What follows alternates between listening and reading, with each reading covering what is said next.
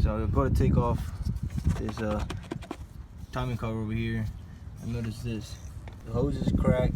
They got a zip tie holding it on. It's not even always on. As you can see, there's still a little bit of space that can slide on more.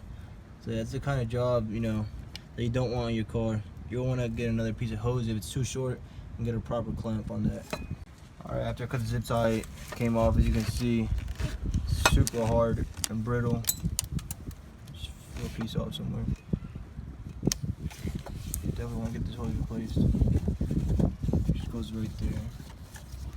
I was digging into the ECU. I was just looking at the pins and what voltage goes to the PTU to see, you know, if there's something in the wire, you know, because I think there's still mice in here. Because when I pulled off, I'll show you guys, when I pulled off this panel, there was like new feces that I'd never seen before after I vacuumed it. So who knows, but I'll show you.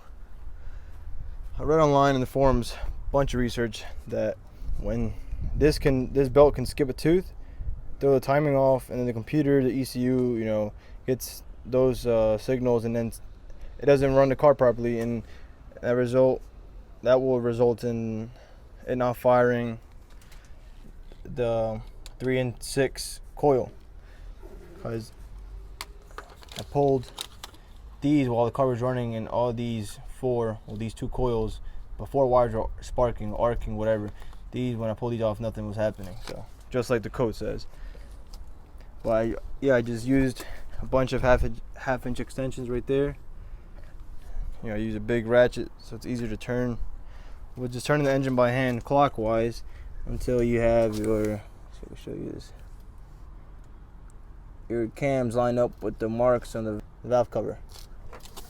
As you can see right there, these are dead on. The back one is not. See if I'll get a better shot for you guys.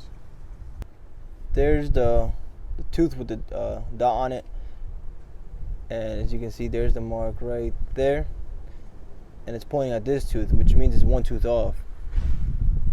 So I have to do a 60K service is what they call in these cars, or 120K service. This car has more than 225,000 miles, so who knows when the last time it was done. So I gotta get a new belt, you know, whole kit with the hydraulic tensioner, the other pulleys, and the water pump and all that stuff. So that'll probably be the next video. That way I can get this car running and on the road. Another thing, I'm probably gonna want to take off this intake plenum. You can see down there, it's super dirty with nuts and whatnot. Right here, guys, I have a better shot for you.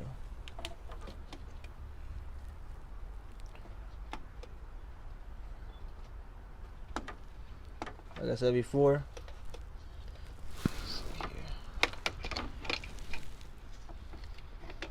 here